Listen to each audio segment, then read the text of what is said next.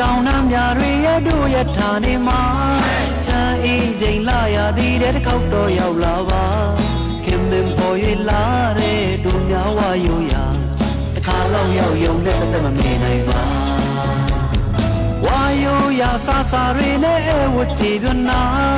ချမ်းအေးချိန်ဝါဆံမြုံလေးတွေတွေ့သွားစီမှာကောင်းရဲ့ချိုချိုလေးတစ်ဖက်ရှင်လန်းဖို့တော့ပါဆွေမျိုးရင်ချဝါတို့ရဲ့စင်လာတွေ့ထားဟိတဲ့တွေ့ခိုင်းနေစွာ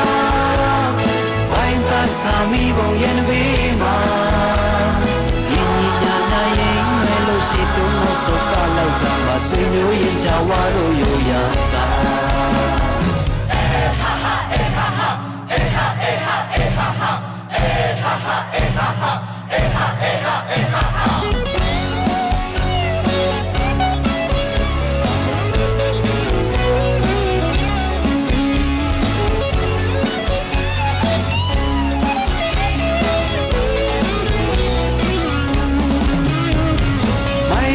တောင်နှမ်းပြတွေရဲ့တို့ရထားနေမှာ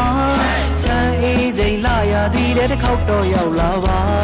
ခင်မင်ပေါ်၍လာတဲ့တို့များဝါရိုးရာတစ်ခါလောက်ရောက်ယုံတဲ့သက်မမေ့နိုင်ပါ